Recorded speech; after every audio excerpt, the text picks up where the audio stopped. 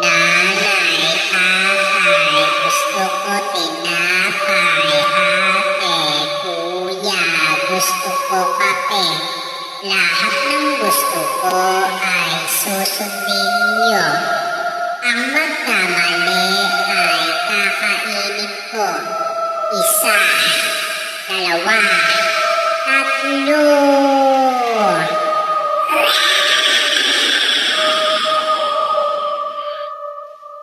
Hoy ikaw, batang matigas ang ulo.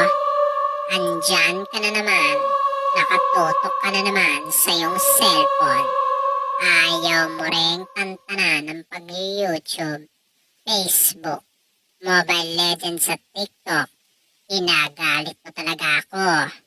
At ito pa, nakita kita.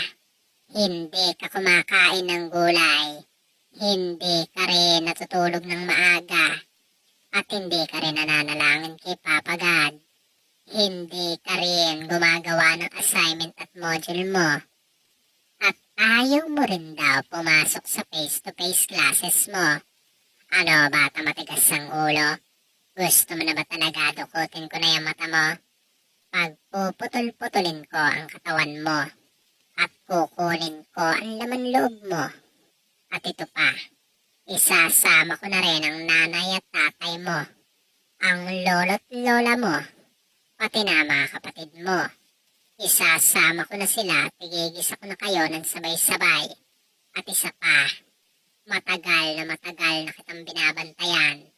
Mula sa inyong bintana, sa ilalim ng kama nyo. Hihilahin ko ang paa mo sa aparador at drawer nyo. Gugulatin kita sa CR nyo. Sa madilim yung pintuan at nakasilip din ako sa kisame nyo. Kaya ikaw bata ka, bawasan mo na ang pagsiselfon mo. Tigilan mo na yung pagsiselfon mo. Dahil kung hindi, talagang kakainin kita. Galit na galit ako sa mga batang tamad magsulat, magbasa at magbinang. Hindi nagliligpit ng laruan. Hindi tumutulong sa gawaing bahay. Yung mga batang ganyan, sila ang paborito kong kainin. Malinamnam ang kanilang karne. At gustong-gusto ko rin sabawan ang kanilang buto-buto. Gustong-gusto ko rin i-adobo ang kanilang laman loob. Kaya ikaw, bata ka, magbago ka na. Dahil kung hindi ka magbabago, dadalawin kita sa panaginip mo.